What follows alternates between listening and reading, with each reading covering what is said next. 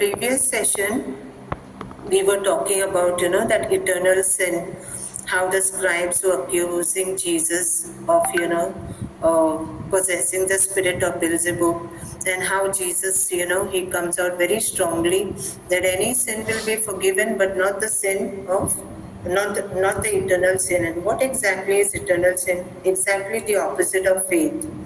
You have the things that give you the understanding, yet you have a very closed mind and you refuse to accept.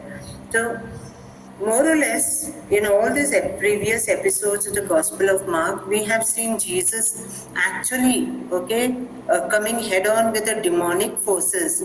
Remember that incident of where he talks of that parable of the strong man, how that binding, until and unless the strong man is bound, his house cannot be plundered. So Jesus actually, when he's talking about the strong man in that parable, is actually referring to demonic power, Satan's power over the world. And Jesus is the one who's come to bind the strong man and see that the reign of God is inaugurated. So that theme is carried forward in today's session 13. We will be taking 4 accounts where again Jesus is coming head on with the powers of the demon, the powers of the devil, and how he tries to, assert the reign of God in the midst of all that is happening. So the first account, 4 accounts we will be looking at today, taking on from where we had stopped last time.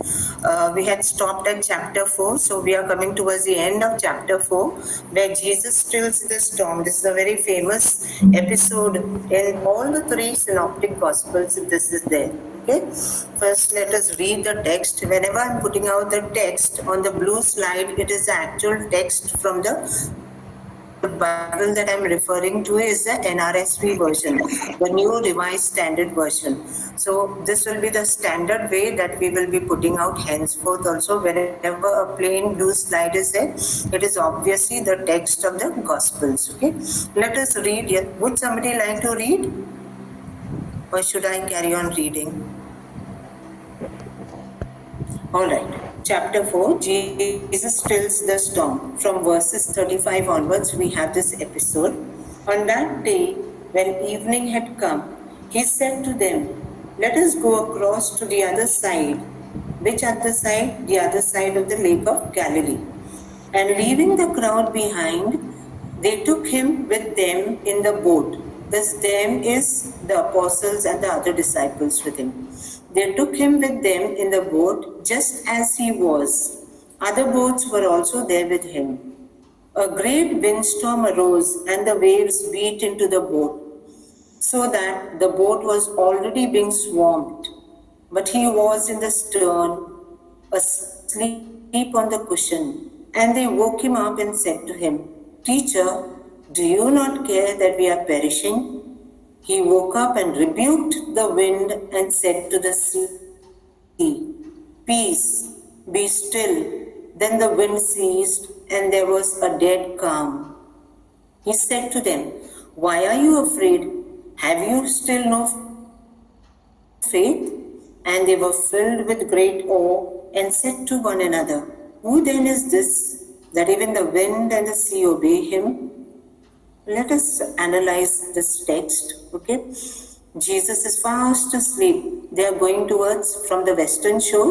Okay, from the western shore, they are going towards the east. And when we talk about the eastern shore of Galilee is all Gentile territory. It is not a place where you'll find too many Jews. So they are crossing probably from Capernaum, because that is a place where Jesus is headquartered and his teaching and preaching ministry is going on.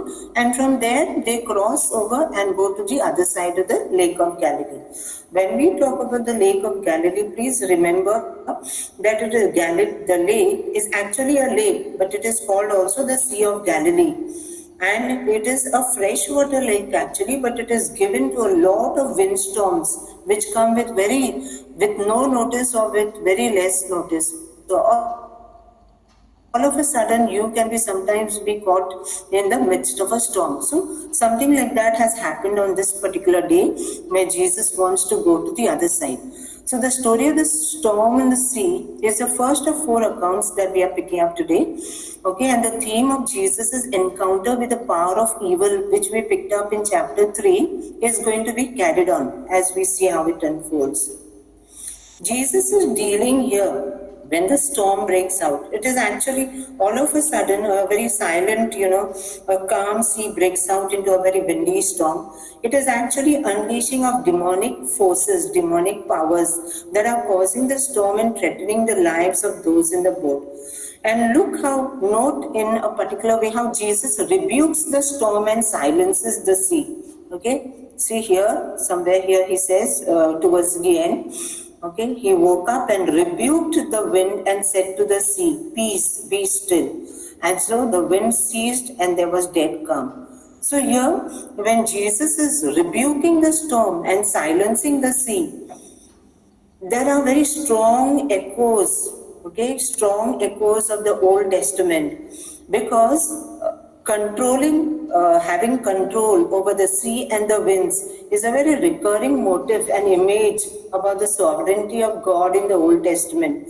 When you look through the text of the OT, we find how God is having control over the sea. This is manifested also in the very first book of Genesis at a time of creation. How chaos is represented by the waters, and the moment God breathes His Spirit, the waters come down and come within their boundaries. So at the time of creation, we find this motive, okay, of the power of God over His own creation. Similarly, opening of the sea for Israel at the time of Exodus, okay, how God makes the way through the Red Sea for them. Okay, so in Exodus also you find similar echoes of these motives. So whenever there is any power that brings wind and sea under control, it is nothing but the awesome demonstration of God's power. And here, when Jesus rebukes the wind and calms down the sea, he's actually echoing the work of God the Father all throughout what we find, okay, in the Old Testament. So here, opening of the sea and all that Exodus, God is also praised in numerous Psalms, not only in the book of Exodus, not only in Genesis, we find God at work during creation, bringing order, okay, amidst all the chaos that is present, brings the waters under control. We find endless praises about God's sovereignty, how He has control over all the forces of nature. And that praise of God as a sovereign God and sovereign King is echoed in numerous Psalms. Okay, God is praised as one who rules sea and winds, like you have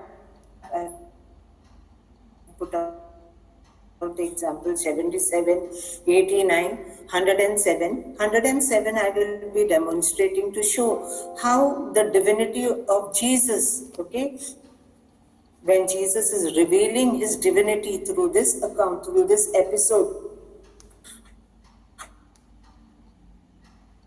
how we find very strong echoes 147. Also in the book of Job we find again, okay, God, okay, silencing the seas and the winds. Similarly in Amos and the prophet Nahum. Now when we talk about this particular account of the stilling of the storm, this account is present in all the three synoptic gospels. So it shows it must have been a very pivotal episode, because this was something that was deeply imprinted in the mind, in the memory and the hearts of the apostles and disciples who personally witnessed this awesome display of Jesus' power. And here they must have had a glimpse of who truly Jesus was. But of course, we know that it is just a passing moment for them. It is only after the resurrection all these things make a very meaningful moment. But yet they do reminisce later on how Jesus had displayed His divinity in this particular moment. So when we see this account being narrated in all the three Gospels, just with minor variations here and there, it shows the profound effect it must have had on the lives of those who personally witnessed this. The Old Testament emphasizes how the God of the universe displays his power by controlling two very powerful forces in creation, that is the wind and the sea. And I have already explained to you how in the book of Job also we find how God rebukes and stills the sea, likewise also in the Psalms I'm repeating here. Along similar lines, the God of Israel revealed his mighty power when he rebuked the sea, the Red Sea, which is sung in Psalm 106. So all these are echoes of God's display of power over all the elements of nature, which we find Jesus demonstrating here in this account of Mark's Gospel. I have put out in particular for you to compare how the text of Psalm 107 is and the parallels between what the God of Israel does in the Psalm and what Jesus does in stilling the storm are very truly remarkable. In the next slide, I put out a comparison. If we look, I will not read all this, right towards the end, from here when we say, towards the end, the last 4 to 5 lines, and they cried to the Lord in their trouble, and he delivered them from their distress. He made the storm be still, and the waves of the sea were hushed. Then they were glad because they had quiet, and he brought them to their desired haven. These are, sailors who are there on the ship, and how when they come across all the storms and all in the seas and all, they must have been travelers, traders when they are going across. And whenever they have come through all this, maybe one of the psalmists must have been somebody who has experienced personally how they cried out to God and how God has come to their aid. So these parallels are very strikingly reflected in this account that we are currently dealing. Look at the comparison. On one side we have put over there, the Lord stills the storm. When we talk about the Lord, capital L-O-R-D, means Yahweh, the God of Israel, okay, who is the all-powerful sovereign God, okay. And on the right-hand side, I've put Jesus stills the storm. So when you compare the Psalm 107, the text to the Psalm, and the experience of the sailors on the ship, okay, how they have experienced God's awesome power, we find similar echoes over here. Sailors are there in the ships, there are disciples in the boats where Jesus is concerned. Where the sailor, in Psalm 107, we find stormy wind and waves. A repeat is also here parallelly shown in this account too. The sailors on the ship there, they have lost all hope and all courage melts away. Similarly, here in this episode also, the disciples are mighty frightened and Jesus is fast asleep in the stern.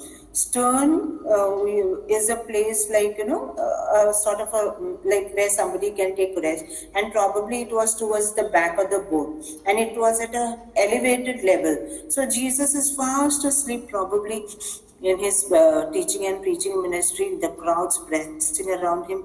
He, as a human being, he was thoroughly exhausted and he must have fallen deep asleep, was into a deep sleep.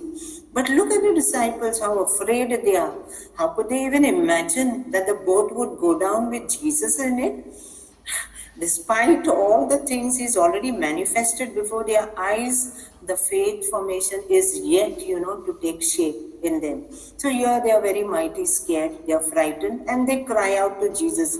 Just like how the sailors in Psalm 107 also, they cry out to Yahweh.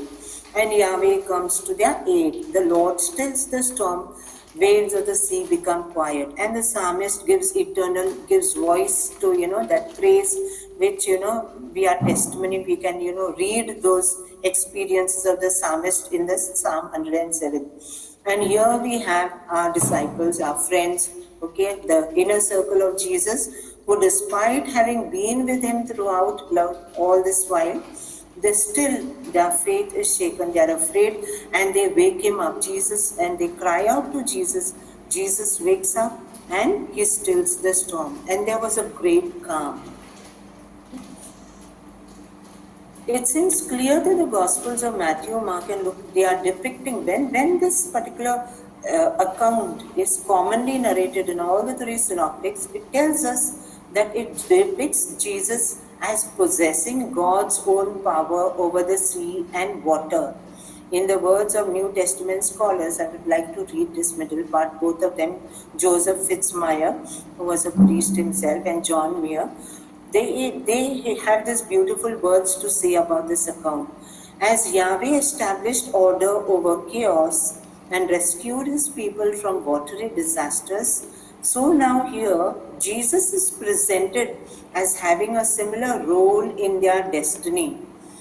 If you're used to, reading a lot of literature about the gospels and all, you'll find lots of the, today in the world and all, there are all these skeptics, who deny the truth and authenticity of the Bible.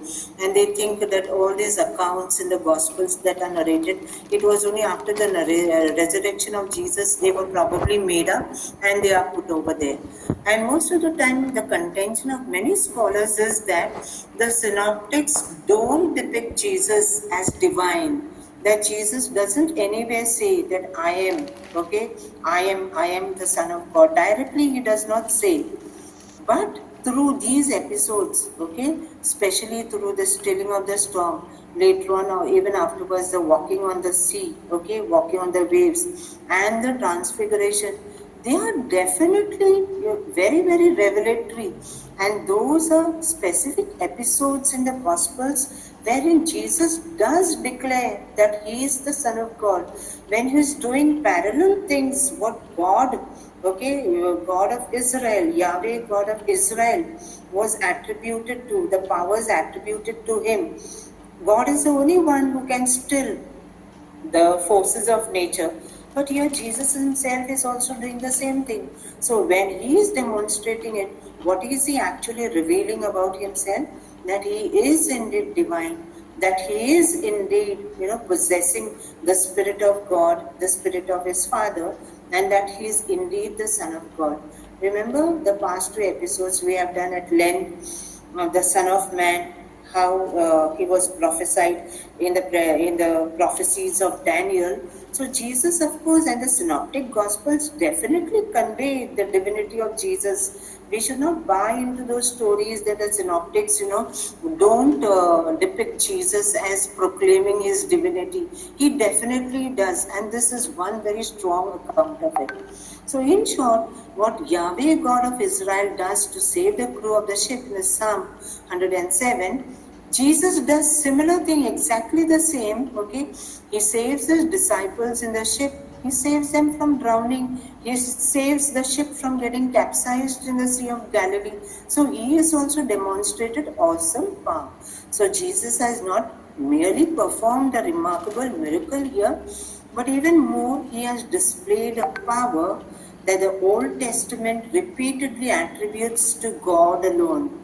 So when Jesus is an embodiment of this power of God, needless to say, he is God himself. Okay? The divine implications of Jesus' action become even clearer when we realize, okay, have you noticed, nowhere in that incident have we read that he stopped and he prayed first, okay, and then he gives the command to the wind and the sea to stop?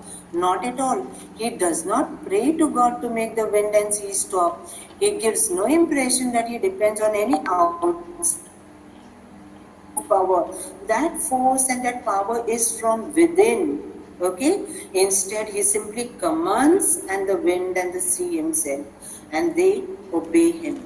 Okay? So the account or the accounts, if you take into account all the three synoptics, the account of the stilling of the storm reveals Jesus' identity as the Lord. When we say Lord, that is Yahweh himself, the creator and the sustainer of the universe. Okay? And this happens in all three synoptic gospels. So to be sure, Jesus reveals his divine identity in a very Jewish way. He reveals it. But how does he do it? He implies it in a very Jewish way because he was a thoroughbred Jew. So he manifests that power, he shows it, he demonstrates that power, just like how God demonstrated his power over wind and sea in the Old Testament. He makes exactly the same display of power, okay, showing that he is in charge of the created world. So, and the obvious answer, remember that last this, the disciples, when Jesus works this miracle, when he calms the sea, okay, and the wind drops and there's absolute calm, they are left totally, stupefied. They are amazed at this awesome display of Jesus' power. And then they begin wondering, okay, the obvious answer to their amazed question, remember they put up this, who is this that even wind and sea obey him? So obviously, what is the answer to that question? Who can obey? So, who is the only one to whom the winds and the seas and all will obey? It is only the master of the universe, the creator behind it, God himself. Obviously, God. Jesus here powerfully manifests his divinity by bringing the sea and wind under his calm control. So, Jesus, the bearer of God, the Ruah of Yahweh, does the works of God, overcoming life-threatening powers, showing that he is God incarnate himself. So coming to the end of that whole thing, the fear of the disciples, okay?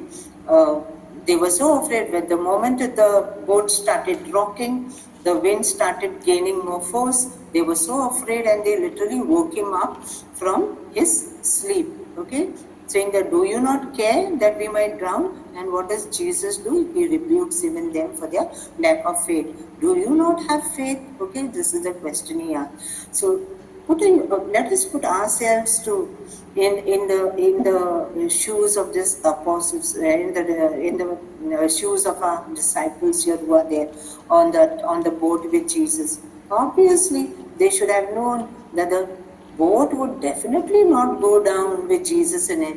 If they have seen him, if they have been testimony to what he has been doing all this while, okay, during his preaching and healing ministry of Galilee, despite all these things, their faith was so very immature and needed a lot of more nurturing, which Jesus eventually does. So when we look in hindsight at this event in the gospel, lack of faith on the part of the apostles and the disciples and the uncertainty about the identity of Jesus, by that time they should have been absolutely convinced that Jesus indeed is the Son of God. But when there is doubt about this identity of Jesus in our minds, okay, lack of faith and doubts about his identity, they are the same sides of the same coin. Of what same two sides of the same coin? Lack of faith. They are two expressions of the same attitude in us. The moment we display this lack of faith, when we that Jesus indeed is the Son of God, that he is, he has my destiny in his control, he has my life in his control. Okay, when this faith is lacking, it is as good as, unbelief, which actually, grieved Jesus so much. Remember the Beelzebub episode? He was much grieved by their lack of faith, by their unbelief. We go ahead. We go now to the second account. Then we come to chapter 5. Chapter 5 opens up with the healing of the Gerasene demoniac. Now, this is a very big, long episode, a very famous one, again recounted in all the three synoptic gospels. And remember, Jesus has crossed, he's gone, he's on his way. Where is he going? He is going to the eastern shore of the Sea of Galilee. And that is, obviously, I've already told you, it is Gentile territory. It is not the place where the Jews are there. Here in Galilee, people were all flocking.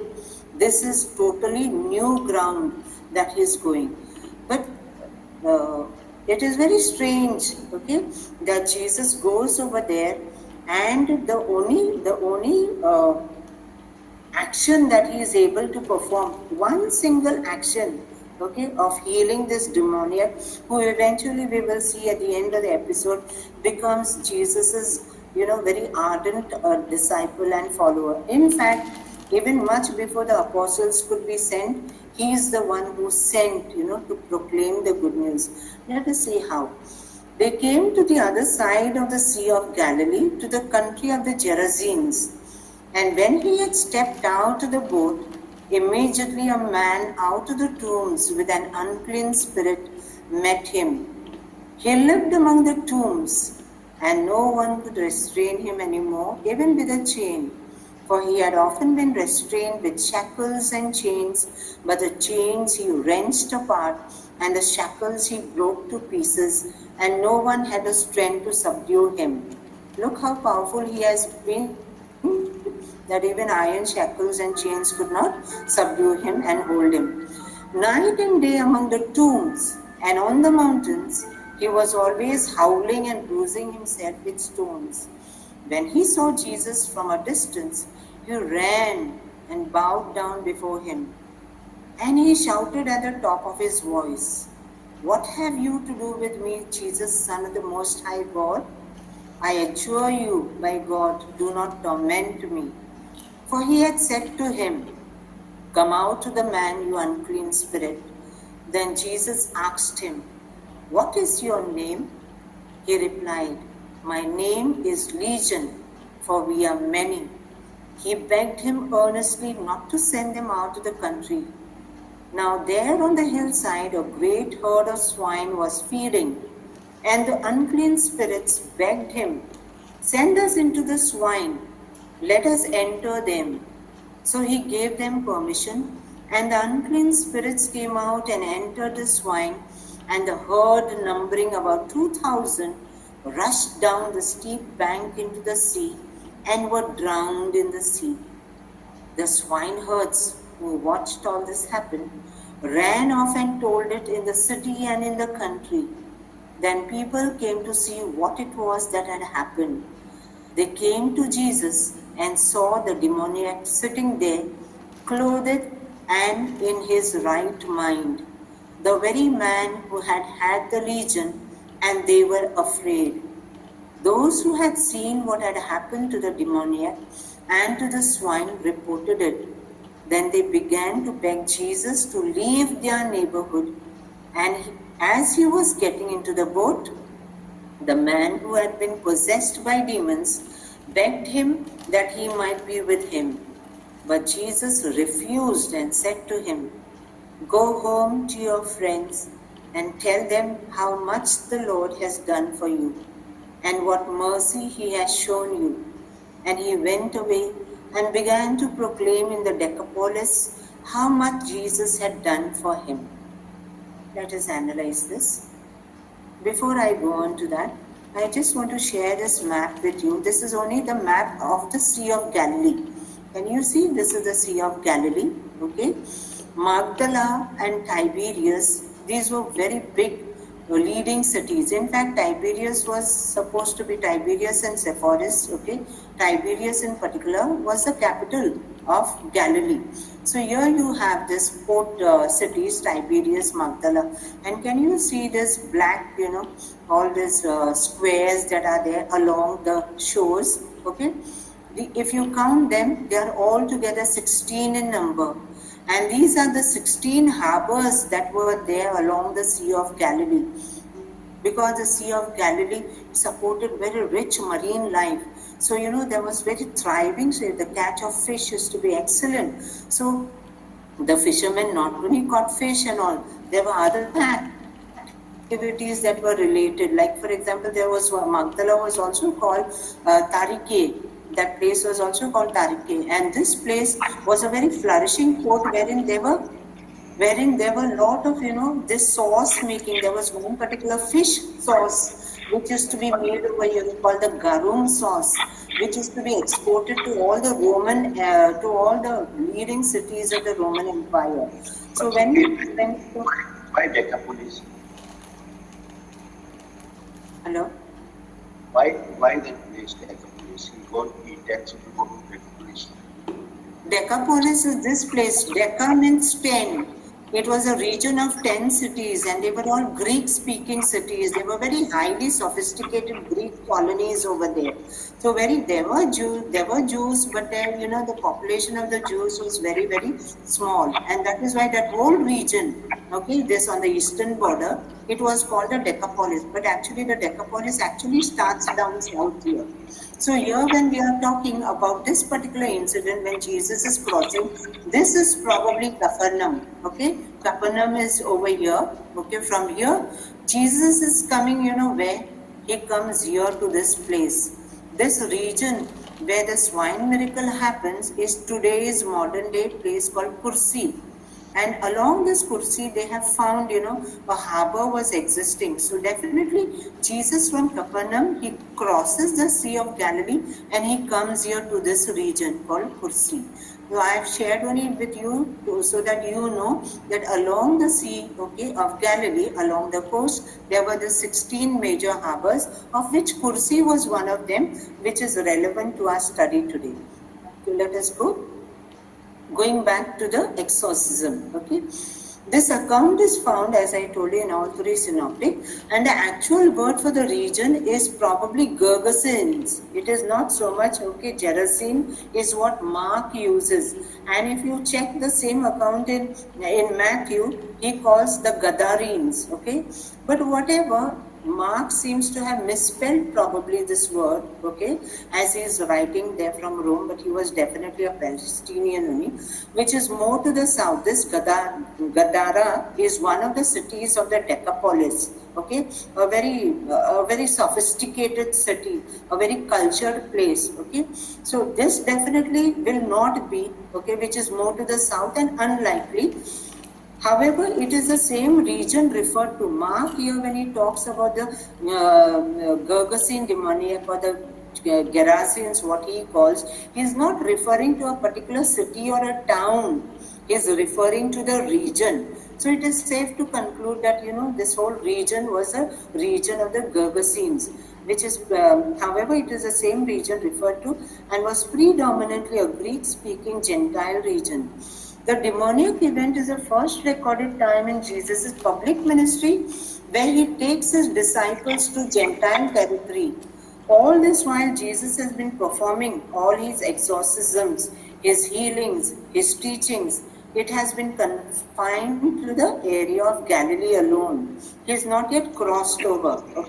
This is the first time he's taking all his people over to the other side of the Lake of Galilee.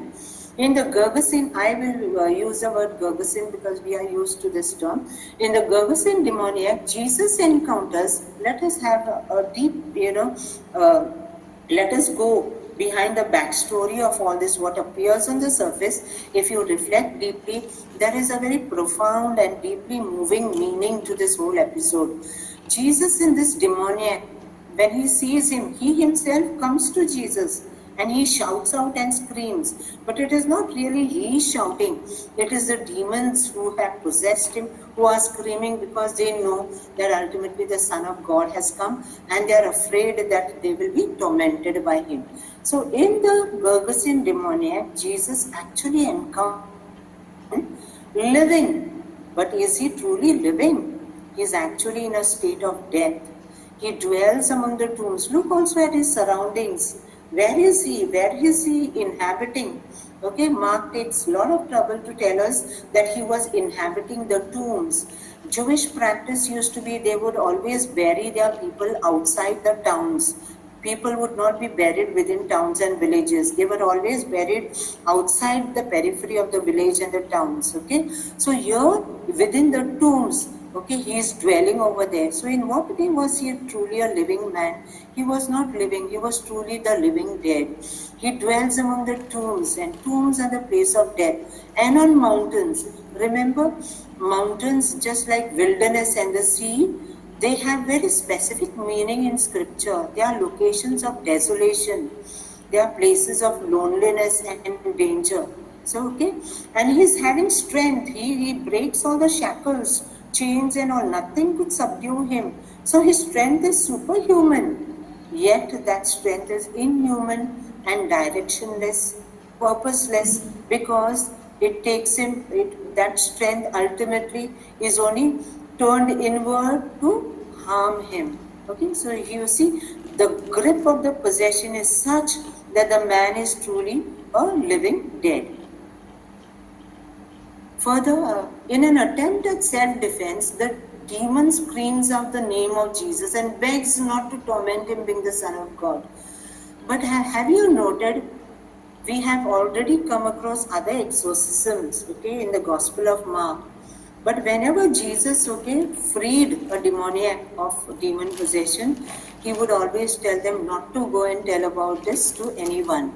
But here, okay, when the demons cry out, unlike at other such events, even for the demons in the past, he has told them to remain silent. But here, Jesus does not order him to silence. But surprisingly, he does something. He asks him his name. Why do you think he asked him his name, the demon or the demons, whatever? He tells that his name is Legion, and there is significance behind this name Legion. Legion refers to Roman military formation of 6,000 soldiers. The Roman army used to be organized in that way. Like we are very familiar with the term centurion. A centurion was always in charge of a cohort of 100 soldiers under his command. Okay, but a legion was very, very huge and vast. Okay, a legion used to be made up of 6,000 soldiers. They would be foot soldiers, they would be horsemen also, and the technical team of the army. So together, the 6,000 soldiers made one formation of the Roman army called the legion. And in Palestine, in particular in Palestine, the legion used to be stationed in Syria, not in Judea, because Judea was a very small province. Syria was very big, so that was the main headquarters of the Roman province. Okay, Palestine was actually, the whole of Palestine was governed from Syria. So the legion used to be stationed in Syria, we know that for sure. But in the other regions, like in Judea and all, cohorts would be placed like, okay. So each legion was given a specific name. Names used to be given like here. Like for example, we know for sure that the 6th Legion was stationed at Megiddo. Megiddo is a very famous place, especially in the Old Testament, okay, part of the northern kingdom. And Megiddo is connected in Revelation, it is called Har Megid.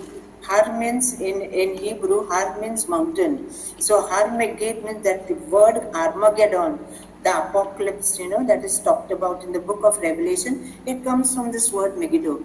We know that in Megiddo, in this region, during the 3rd century AD, during the time of Emperor Diocletian, remember? Does this name sound familiar to you? We have talked about all the Roman emperors, and the worst persecution that came for the Christians was at the hand of Emperor Diocletian. And soon after that, after a couple of decades, we have Constantine coming on the scene. But during Diocletian's time also, at the height of persecution, okay, this whole legion was stationed there at Megiddo. We know its name was called Ferrata. So here when this legion, this word, has a very deep meaning here. When the demoniac, he identifies himself as legion, legion may indicate the severity of the demonic possession. So he was possessed by not a single demonic power, but by a whole of them. It could also be Mark's very subtle political critic of the Roman occupation of Palestine. They always looked upon the Romans as illegally, having usurped power and kept Palestine under their control. So maybe this is also, by using the word legion for the demon possession in the demoniac, it could also be like Mark is very good at giving subtle hints. Remember, like, the triumphal, this parades and all of the emperor. So here also Mark could be, making a sort of, an indirect criticism of the Roman occupation of Palestine. Studies indicate that there probably was a Roman garrison of several cohorts. We know that the whole legion definitely was not stationed in the Decapolis, because the Decapolis was not a place of, unrest and all.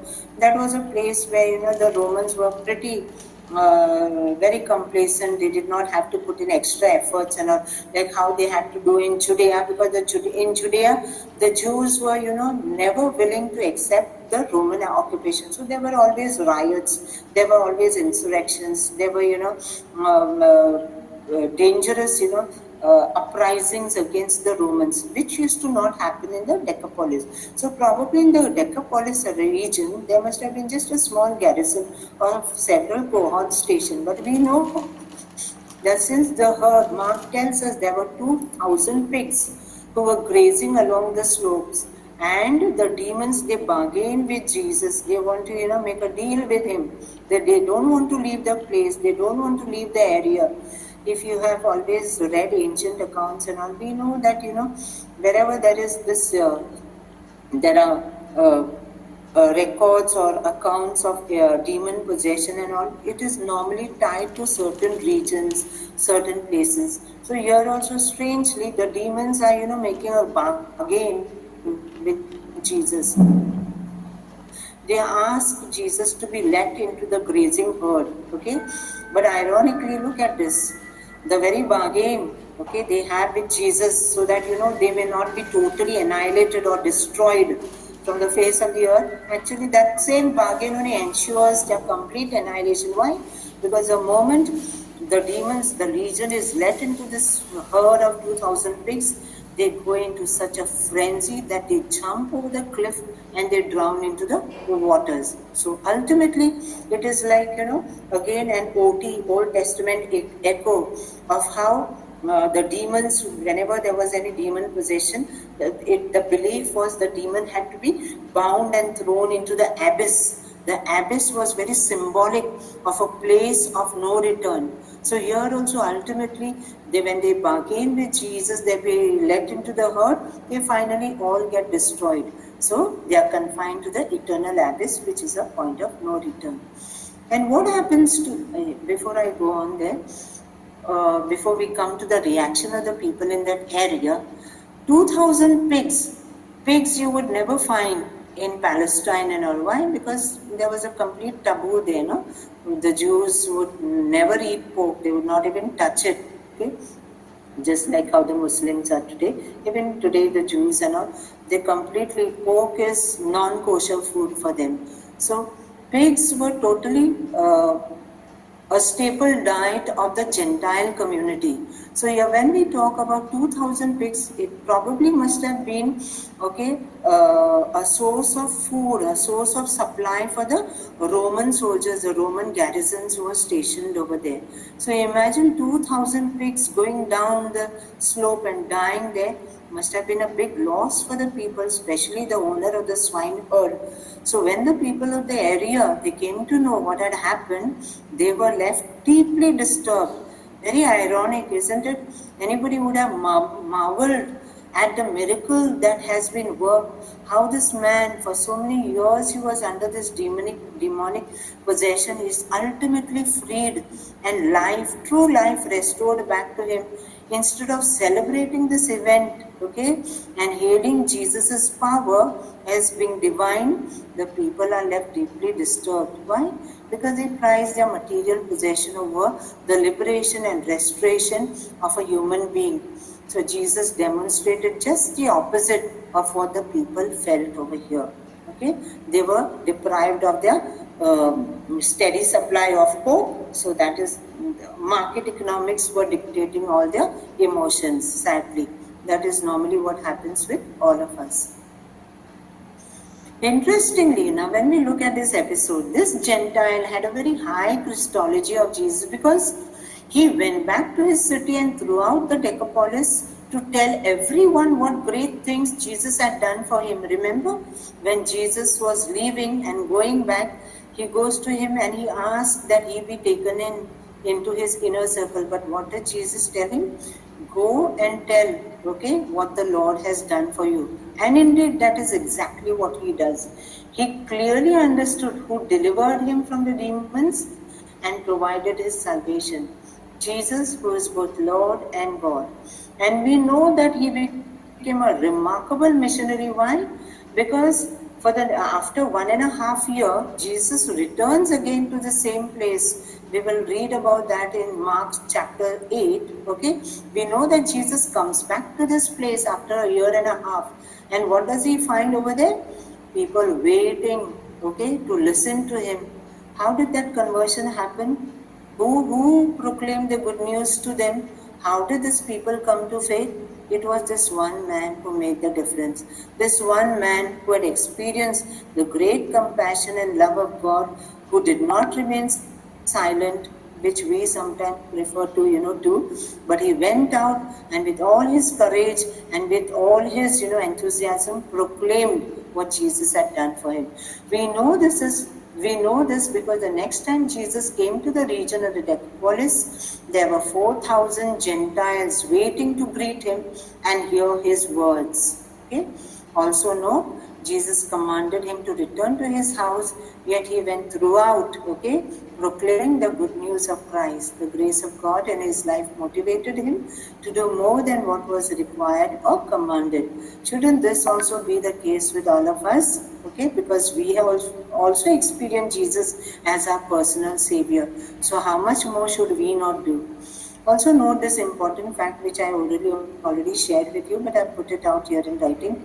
Even before Jesus formally sent his disciples out on their first mission experience, we will be doing that in chapter 6. Okay, Jesus has already commissioned or sent his first disciple in the person of this healed demoniac, which makes him, in fact, the first disciple, the first apostle, a Gentile and not a Jew. This is the way God breaks boundaries.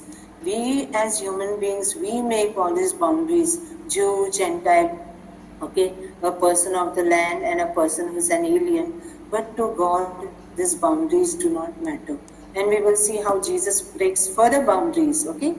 The time setting for this event was probably, this is what the surmise of most of the scholars, they say this event probably must have happened around November of AD 28. I have put out here the pictures. I told you, okay, in that previous map, you remember on the right hand side on the eastern shore of Galilee, the place called Kursi, that is identified actually as a place, okay. The early Christian fathers in the late 3rd century AD fixed the site of the swine miracle at the mouth of Wadi Samak, which opens from the valley of Kursi onto the northeastern shore of the Sea of Galilee. Why we know this? Because in the 1970s, this place was, buried. It had come to be buried. Why? Because due to earthquake also, there was a big basilica here that was built. There was a monastery and a small church with a small pillar to commemorate the swine miracle. This is the one which I will show you in further pictures. But it was rediscovered when excavation works were going on. I think there was a railway to be built, and that was the time they came across this entire site, which was later on, extensively excavated, and we come to know that this was exactly the site, because in 3rd century AD, much before Constantine coming on the scene, our early Christians had already identified all these important places, okay, pivotal places where Jesus had left his mark, and they had put up structures to commemorate those. So this was one of that, the site of the swine miracle. Okay, here you see across, okay, at the Sea of Galilee is seen here in the background. Here across, this whole thing is the Sea of Galilee. And this is that entire basilica and the monastery that was built over here. There was an earthquake that took place in 746, 747 AD. That was partly, the reason this whole thing was destroyed. And later on, the whole site was abandoned after the Muslim conquest of Palestine. So it was only in 1970s this whole area has been rediscovered. This is that same stone. This is the one here in the next picture, exclusively the memorial to the swine miracle, because this is on top. Okay, this they say was actually the cliff down from where the pigs ran down into the Sea of Galilee. That still stands at the chapel in Kursi on the eastern shores of the Sea of Galilee. This is the surviving column. This is that place what I had shown you. Okay, this one, this place, okay, this one is part of what you see over here. Okay, the restored basilica, centerpiece of a large monastery compound, stands at the foot of the hill associated with the swine miracle. It was constructed in the late 5th or early 6th century. The exceptionally well-built structure covers more than 12,000 square feet, and the basilica terminates in an apse on its eastern side at left. So all these are the rows and columns and all. And if you read down here, it was also a production site for making olive oil. Okay, that definitely wherever monasteries were there, monasteries were always self-generating, okay, incomes for their sustenance. So they either took, agricultural works, So here they had an olive press here somewhere. Okay, there's an olive press. So it must have been a very thriving olive oil production area that was run by the monks. This is the place, okay, Decapolis is here. See, this is the Sea of Galilee. When you talk about the Decapolis, this is the entire, okay, and this is Golden Heights, is what we call the Golden Heights today. I've just put out this maps for your reference. Now we go on to the third one, okay, the third account, the third and fourth account. A girl restored to life and a woman healed. Okay, the Markan sandwich. I have put out the same thing over here to show you how, okay, we have done one example of the two examples of the Markan sandwich earlier, wherein two episodes, frame a very important episode. So here too, we have the Jairus' daughter's healing episode. And in between, we begin with the account begins with Jairus coming to Jesus, okay, telling about his daughter who's mortally ill, and he requests him to come and lay his hands on her. And as he accompanies him along the way, the healing of this hemorrhaging woman who was bleeding for 12 long years and nobody was able to heal her. Okay? So here, I will read this out. When Jesus had crossed again in the boat to the other side, a great crowd gathered around him and he was by the sea. Then one of the leaders of the synagogue, this is when he has come back from the other side of Galilee, okay? Then one of the leaders of the synagogue named Jairus came, and when he saw him, fell at his feet and begged him repeatedly, "My little daughter is at the point of death. Come and lay your hands on her so that she may be made well and live." So he went with him. And here Mark switches on to another episode here. As they were walking towards his house, a large crowd followed him and pressed in on him. Now there was a woman who had been suffering from hemorrhages for 12 years. She had endured much under many physicians and had spent all that she had, and she was no better, but rather grew worse. She had heard about Jesus and came up behind him in the crowd and touched his cloak, for she said, "If I only touch his clothes, I will be made well." Immediately, her hemorrhaging stopped, and she felt in her body that she was healed of her disease. Immediately aware that power had gone forth from him, Jesus turned about in the crowd and said, "Who touched my clothes?" And his disciples said to him, "You see the crowd pressing in on you from all sides. How can you say, 'Who touched me?'" He looked all around to see who had done it. But the woman, knowing what had happened to her, came in fear and trembling, fell down before him, and told him the whole truth. He said to her, "Daughter, your faith has made you well. Go in peace and be healed of your disease." I will not read this, I'll go on later. We will take this incident first. Okay, let's analyze this. As I told you, this pericope is an example of the Markan sandwich. Coming back to first Jairus. Jairus, the account tells us that he was a ruler of the synagogue. So he was definitely, okay, a man of means. He was a rich man. Why do we say he was a rich man?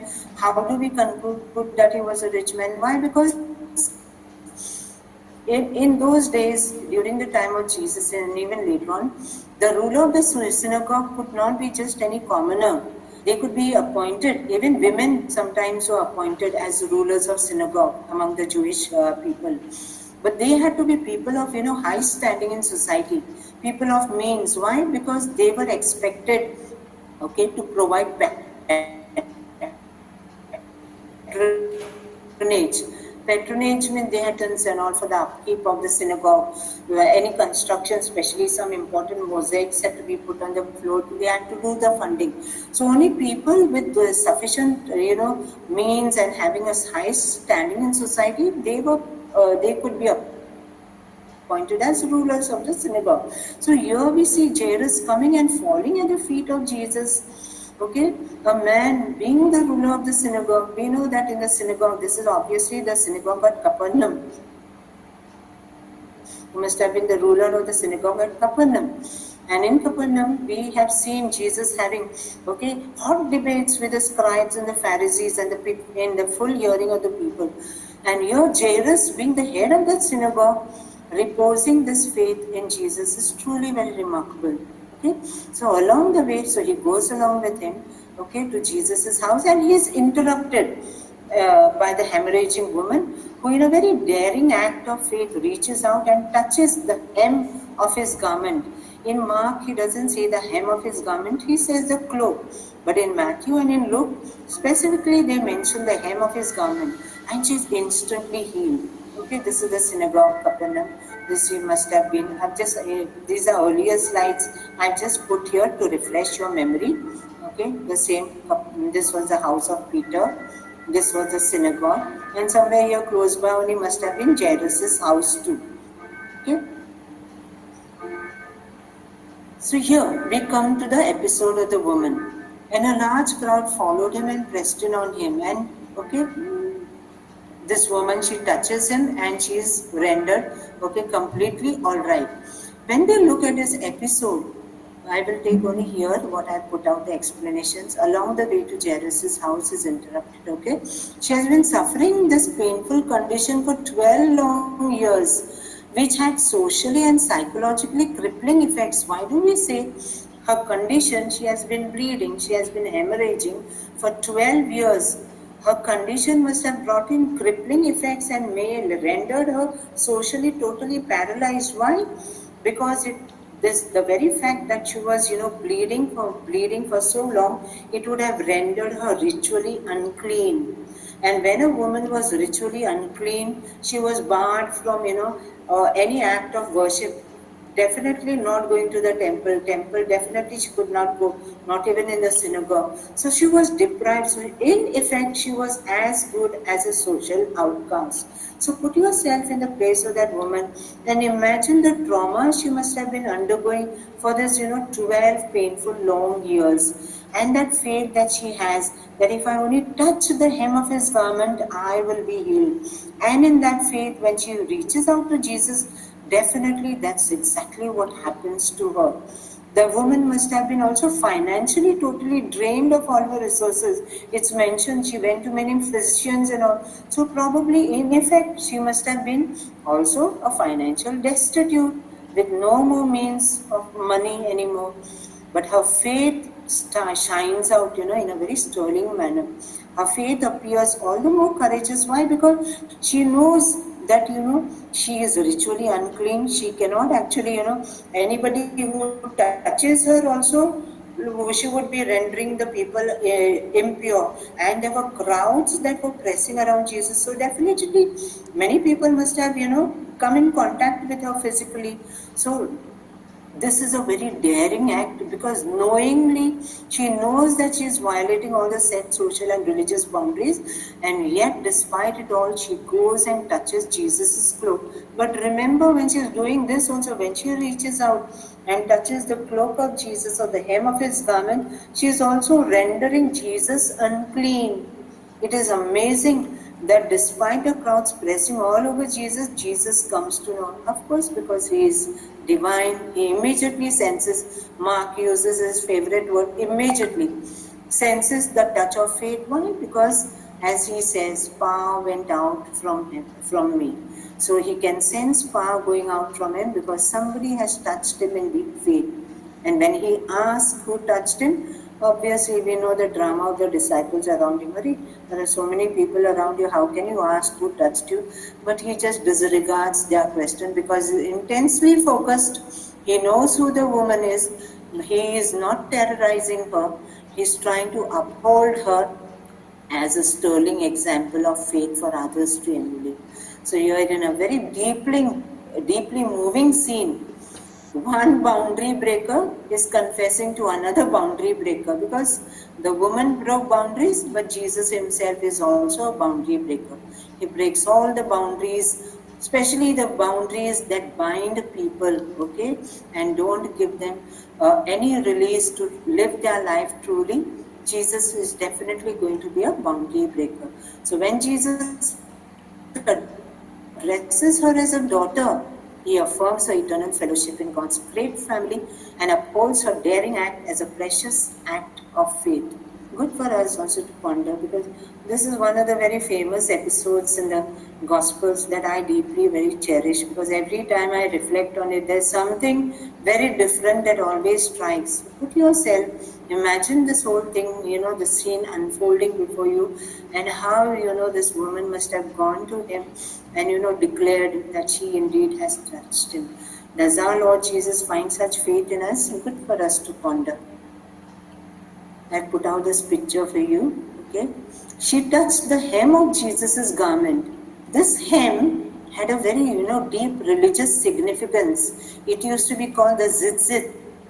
Till today, okay, Jews wear them. I'll show you what it is. Okay, the tzitzit are the strings or fringes tied to each of the four corners of a talit. A talit is today a prayer shawl. You must have seen, like even the Muslims, they have their prayer shawl, no? When they go to pray. The Jews also have this. They have that prayer shawl, and for the edges or the fringes of the talit, you will have all these knotted strings, mostly in blue and white color.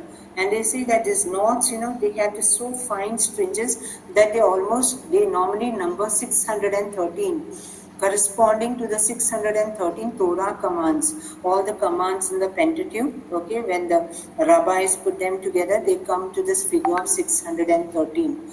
And for which Jesus most of the time used to, take the Pharisees and the scribes head on. Now this tzitzit was in fulfillment of a commandment in the book of Numbers in the Torah. Okay, you find this in chapter 37. Speak to the Israelite people and instruct them to make for themselves fringes on the corners of their garments throughout the ages. Let them attach a cord of blue to the fringe at each corner. That shall be your fringe. Look at it and recall all the commandments of the Lord and observe them, so that you do not follow your heart and eyes in your lustful urge. Thus you shall be reminded to observe all my commandments and to be holy to your God. This tzitzit exactly functions. You see now from where this binding comes on the Jews. So Jesus also definitely had this tzitzit on the fringes of his garment. And probably this is what the woman actually touched. I'll go further. There was a great significance over here. Jesus himself wore a garment with tzitzit. Sick people touched the hem of Jesus' garment, that is the tassels themselves. We call them tassels. This is what is recorded about, that woman with the discharge of blood in Luke and in Matthew. Okay, she came up behind him and touched the fringe of his garment. Okay, Luke also says the same thing, touched the fringe of his garment. But Mark says the cloak. But obviously it is the same. The hem or edge of a garment stood for the wearer's authority. The bleeding woman believed that if she could only touch the hem of Jesus' garment, she would experience the power of his person and authority. And that is exactly what happened. So her act was not an act of it was not a matter of superstition, but it was a silent, desperate cry, okay, to be rid from the malaise that she was suffering. Okay, to grant her his personal attention and healing, which done. This is modern, okay, the prayer shawl. This is the entire thing called the talit. And here for the edges, you have all these knots, okay. So here you have the talit and the tzitzit. And there is lot of, with great reverence and respect, this is treated. It is only at the time when they go to pray, they will put this on. Okay, the men do it. The women don't use this. It is only the men, it's binding on them. And this is the way how the knots are put. Can you see? So all these knots, okay, they should all together number 613, corresponding to the commands of the Torah.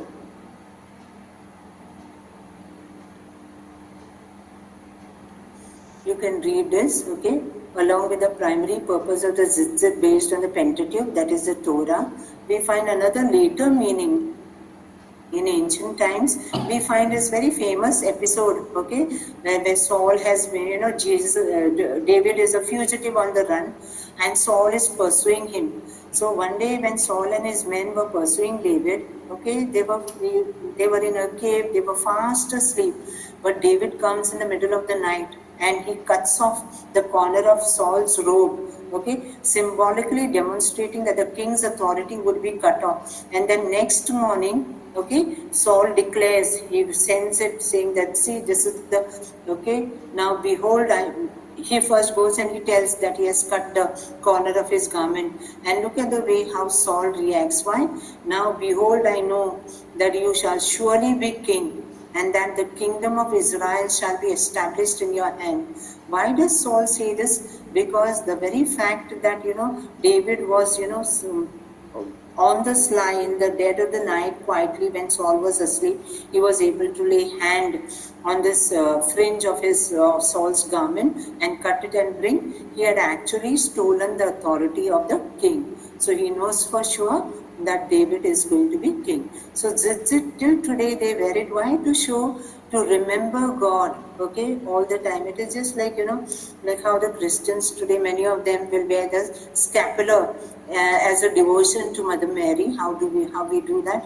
In the same way, the tzitzit, especially, not so much the talit, it is the tzitzit, the fringe of the garment, which is, specifically very important and has great significance, because that is a constant eternal reminder for all the Jewish people about what God has done for them. Okay, it shows them God's true character, and what they do is in response to that.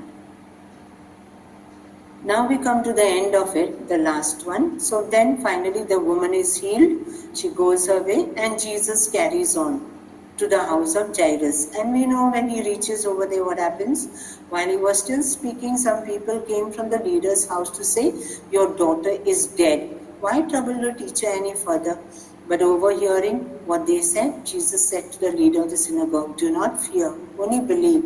He allowed no one to follow him except Peter, James, and John, the brother of James. And when they came to the house of the leader of the synagogue, he saw a commotion, people weeping and wailing loudly. These were the professional mourners. It was a common Jewish practice that when somebody died, like, even here in India, especially in the state of Rajasthan and partly also in Haryana, they had this professional mourners, wailers, okay, they are paid and brought over there, and they venture into loud mourning and crying. They are called the Rudali. So here also professional mourners were already brought in here. So when he had entered, he said to them, why do you make a commotion and weep? The child is not dead but sleeping. And they laughed at him.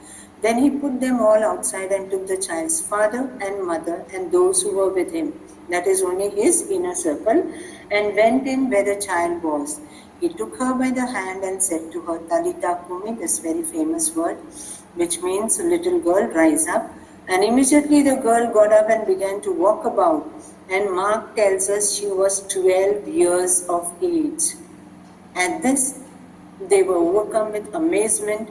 He strictly ordered them, no one should know this, and told them to give us something to eat.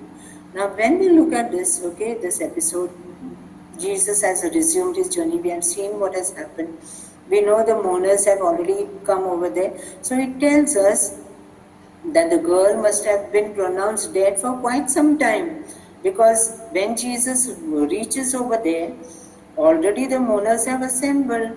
So as Jesus, took his time, just like in the famous Lazarus, Martha and Mary episode in the Gospel of John, Jesus takes time to reach, Lazarus, and by the time he comes, Lazarus is already dead. So a faint reflection of that we see here.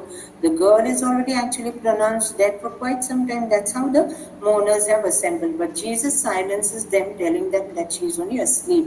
So here again, when Jesus, presuming, we know probably she was dead only, but Mark says she was asleep. If she was truly dead, Jesus is again ritually defiling himself. He allowed himself to be ritually defiled by the hemorrhaging woman.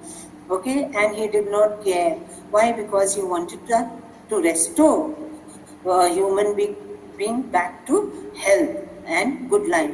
So here too, Jesus again breaks boundaries, because as an observant Jew, if you needed to go If you needed to go to the synagogue or if you needed to go to the temple, you had to completely stay away from a corpse. If you touched a dead body, you were rendered ritually unclean. And I think it is more than 24 hours had to pass before you could be, considered to be clean again. Just like, a leper also, the same thing. So all these were, all these, those 613, all the laws that were put on the backs of the people, which have become a big burden, and most of them Jesus comes, breaks them, where it becomes a boundary breaker. So once again, Jesus breaks boundaries, prioritizing the human person over lifeless social mores. This is the last one, points for reflection. When we look at all these four accounts, okay, we are putting here together, Mark has embedded in the story of the woman with a 12-year hemorrhage within the story of the healing and restoration of the 12-year-old girl, leading the reader to reflect on the miracle of a woman's movement from physical, emotional, and social isolation and death as a form of resurrection. If you look at all these four accounts, actually, all of them are like, they have resurrection overtones.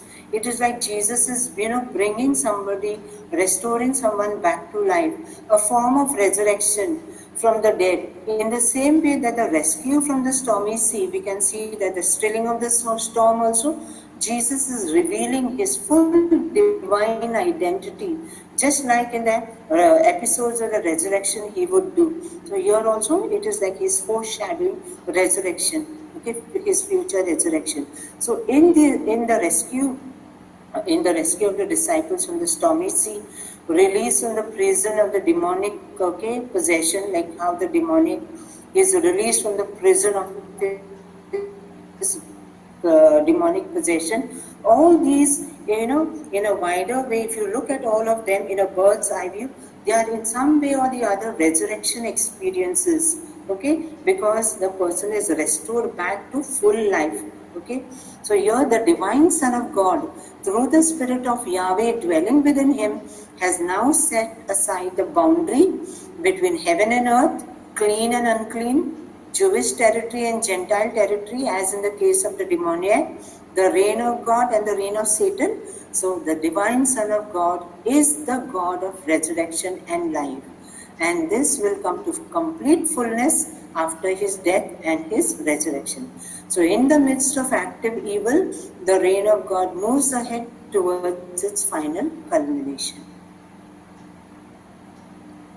We come to the end of it. How we present ourselves and act. Yeah, a word of appreciation from Bishop Theodore also, because I sent a link to him because he was speaking about the Psalms, because he has done his doctorate in Psalm number 30. Okay. Yeah.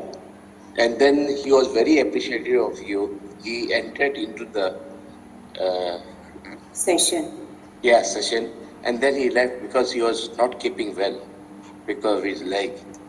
But then he was very appreciative what you were talking about. Huh? Thank you. Good. Please to convey my wishes to him. Yes, sure. There is one slide which I skipped because, I thought I will just, it was not coming with the flow, but it is for your this. About, the Magdala, I already told, one of the leading cities from where Mary Magdalene came. And this was a place, it was also called Tarike, where all the garum sauce and all used to be made. A beautiful synagogue has been, excavated over here. So you can have a look over here. So all these, this will greatly enrich your study. Time and again, go back to it. Refer to the maps also. You will come to a fuller understanding of all this.